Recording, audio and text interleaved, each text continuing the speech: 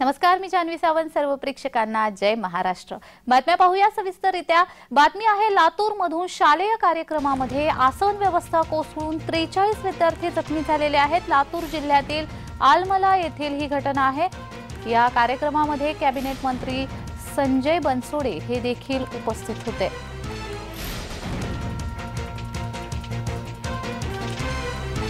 शालेय कार्यक्रमामध्ये आसन व्यवस्था कोसळून 43 विद्यार्थी जखमी झाल्याची घटना लातूर जिल्ह्यामधील आलमला येथे घडलेली आहे. या कार्यक्रमाला कॅबिनेट मंत्री संजय बनसोडे हे देखील उपस्थित होते. 43 विद्यार्थी यामध्ये जखमी झालेले आहेत.